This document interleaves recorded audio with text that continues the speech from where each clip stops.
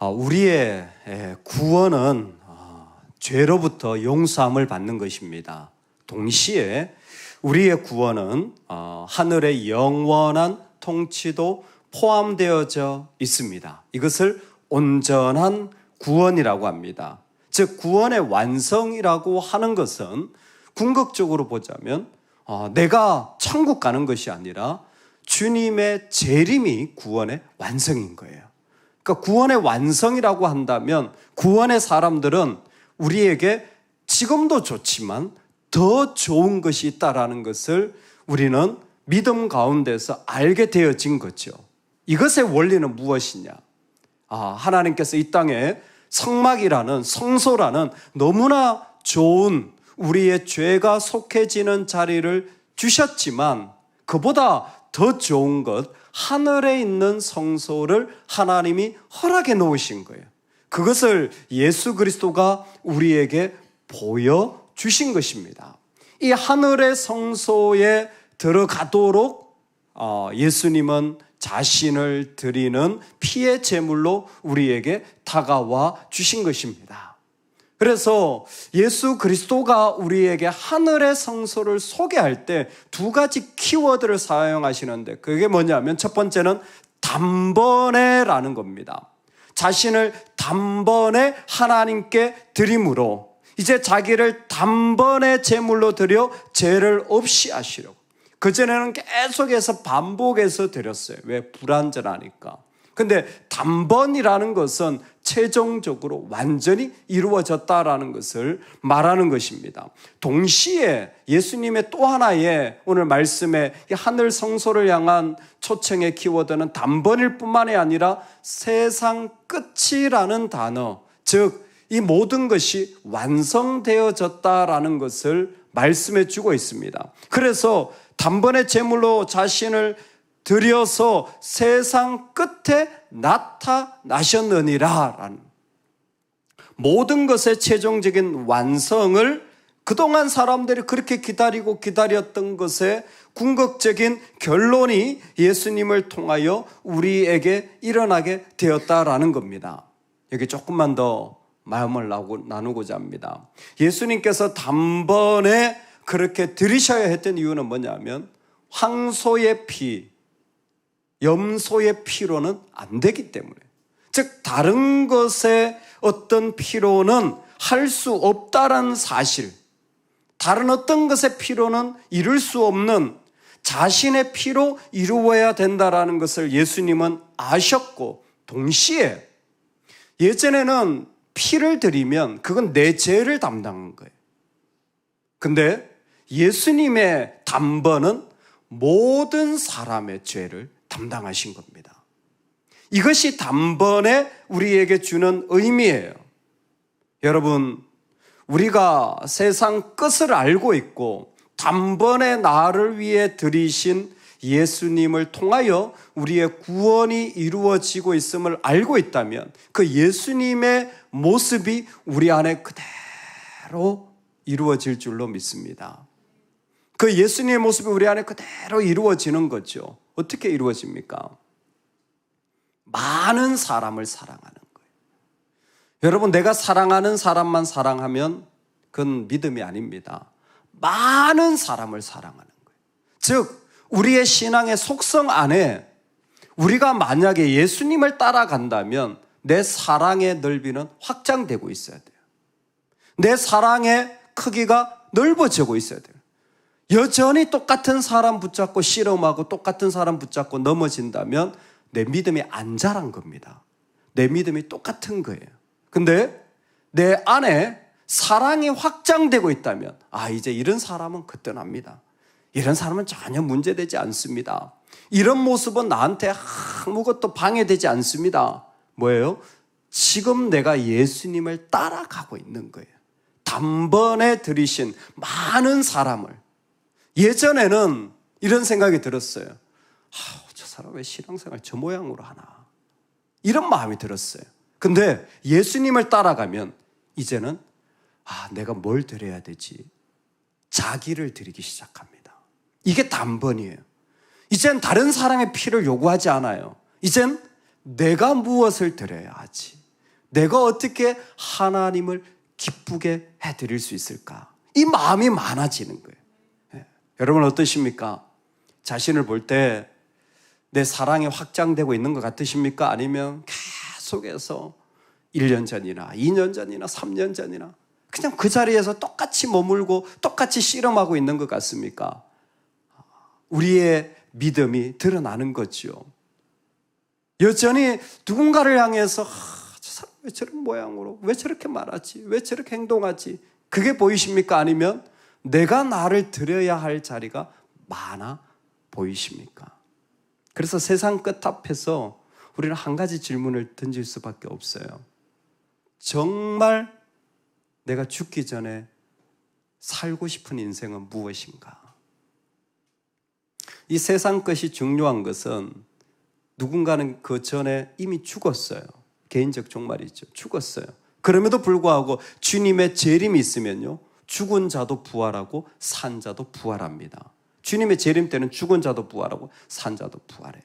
근데 중요한 것은 내가 죄에서 구원받을 뿐만이 아니라 주님이 재림하시면 심판이 있어요. 심판이 있어요. 그게 영원한 통치를 이루거든요. 그 앞에 서는 거예요. 그럴 때에 정말 죽기 전에 내가 이루고 싶은 한 가지가 있다면 무엇일까? 과연 그것은 어떤 모습인가? 아마 계속 바뀌어질 수도 있고 소망할 수도 있겠지만 그 일들이 우리 안에서 어떻게 이루어지냐? 성경을 보면서 계속해서 좀 관심이 가지는 영역들이 많습니다. 최근에 게스텐버거라는 학자가 있는데 이분이 그 요한복음에 대한 상당한 연구를 많이 했어요. 이렇게 학자들의 연구가 참 중요합니다. 그래서 이분의 책을 사려고 했는데 책이 절판이 됐어요. 책을 더 이상 안 팔아요.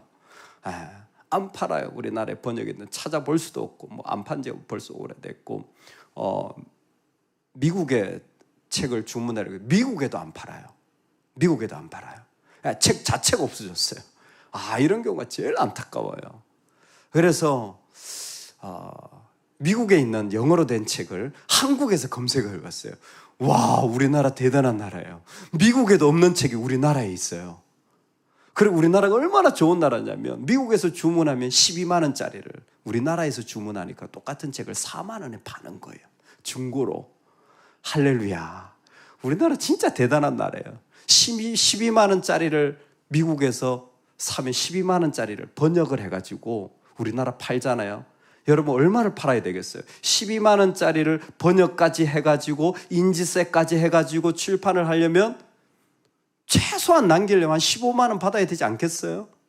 우리나라 3만 5천 원에 팔았어요. 그래도 안 팔리는 나라가 우리나라예요. 대단한 나라예요. 하여튼 그 책을 어떻게 구했어. 그래가지고 다 볼 여유는 없고 관심 있는 것만 보는 거죠. 그 게스텐버거의 이야기예요. 왜 하나님이 요한을 통해서 요한복음을 쓰게 하셨을까? 여러분 이런 생각해 보셨어요? 왜 요한을 통해서 요한복음을 쓰게 하셨을까? 그분의 연구에 의하면 요한은 먼저 자기가 예수를 믿어야 됐기 때문에 하나님의 아들로 오신 예수님을 받아들이는 게 요한에게도 필요했다라는 거예요. 그리고 동시에 요한은 그 예수님을 전하고 설명하고 싶었던 거예요. 그래서 예수님을 전하고 설명하려면 예수님에 대한 지식이 필요했던 거예요. 예수님을 알아야 설명을 할 거예요. 예수님에 대한 이해가 그는 너무나 필요했기 때문에 누구보다도 세세하게 하나님이 그의 그러한 모든 것을 사용하셔서 요한을 통해 요한복음을 적게 했다라는 거예요. 그렇다면 그 사람이 예수님을 전하고 나도 예수님을 믿고 예수님을 따라 살잖아요. 그렇다면 요한의 모습은 뭔가? 죽기 전에 우리가 이루어야 될 한 가지 모습, 요한의 모습은 뭔가? 그는 정말 예수님을 전하기 위해 예수님을 알아야 됐기 때문에 그래서 그에겐 지식이 필요했고 그래서 예수님에 대한 이해가 누구보다도 상당히 세밀하고 치밀하고 섬세하게 표현된 게 요한복음이라는 거예요. 여러 가지 많은 이야기를 할 수 있지만, 그랬을 때에 그러면 그 요한을 전하며 살았던 요한의 인생을 한마디로 말하면 뭔가? 요한은 사랑하며 살고 싶어 했던 사람이라는 거예요. 요한에게 인생을 묻는다면, 신앙을 묻는다면, 만약 예수님에 대한 지식을 그는 많이 알고 있어요. 전해야 됐기 때문에. 그것을 실제로 내가 아는 예수님은 이런 분이야 라고 말한다면 요한은 사랑이라고 말한다는 거예요. 사랑. 여러분, 우리 인생에서 세상 끝이 있습니다.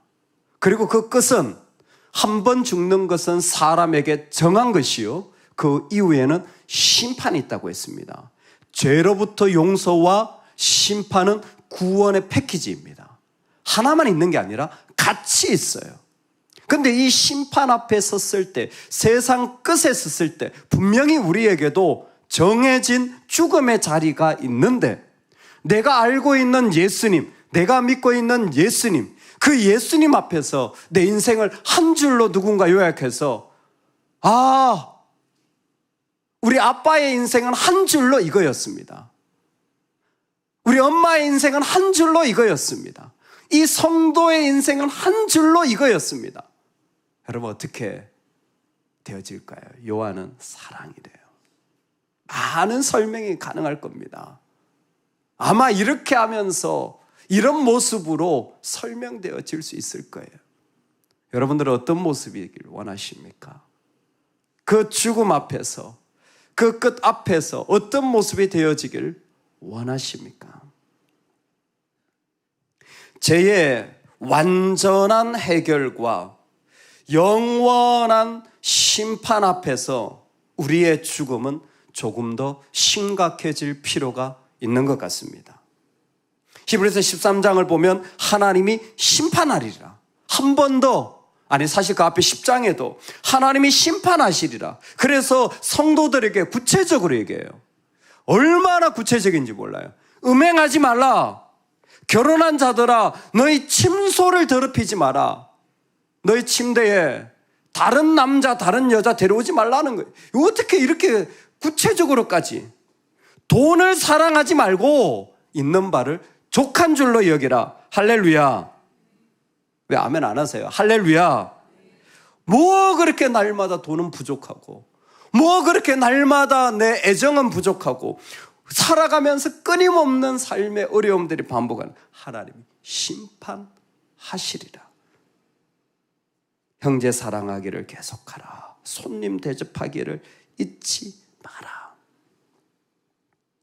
이 땅에 지금도 유물론은 계속해서 영향력을 끼치고 있습니다.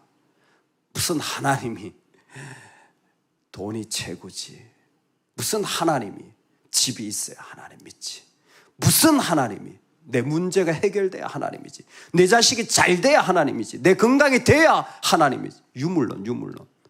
여러분, 유물론은 기독교 사상이 아닙니다. 우린 또 더 좋은 세상에 살게 될 겁니다. 우린 또 더 좋은 것으로 다시 태어날 겁니다. 지금도 윤회는요, 사람들의 마음속에 자리 잡고 있어요. 아니요, 죽으면 끝입니다. 그건 정해졌어요. 그리고는 그 다음에 뭐가 있냐? 심판이 있습니다. 하나님이 심판하시리라. 우리는 분명히 그 심판대 앞에 서게 될 거예요.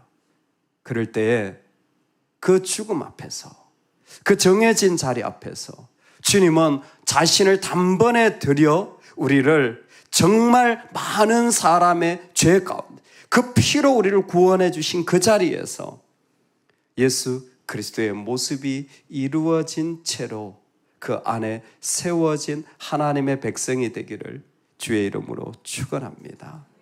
우리 같이 한번 기도하겠습니다. 이 시간은 두 손을 모으고 하나님 앞에 기도하기를 원합니다. 우리는 계속해서 기도의 자리에서 우리 자신을 세워가고 있습니다. 여러분, 주님 앞에 오늘은 구합시다. 하나님, 죽음 앞에 나는 어떤 모습일까요? 내 인생을 한 줄로 정리하면 빚갚다 끝난 인생, 아프다 끝난 인생, 미워하다 싫음하다 끝난 인생, 욕심에 끌린 인생, 애정에 목말라 한 인생, 늘 부족했던 인생, 하나님 그런 인생이고 싶지 않습니다. 내 인생의 자리 분명히 끝이 있는데 하나님의 심판 앞에 서게 될 터인데 하나님 내 안의 모습 가운데 주님이 원하시는, 아니 단번에 자신을 드리신 주님의 모습이 우리 안에 이루어지게 하여 주시옵소서. 우리 내 사랑이 확장되어지고 또 기도할 수 있다면 내가 나를 드려야 할 자리들을 주님 앞에 기도하며 우리 다 같이 하나님 앞에 나아가겠습니다. 하나님 아버지, 이 아침에 우리를 말씀하여 주신 자리에서 하나님 정해진 죽음을 누가 피할 수 있겠습니까? 우리의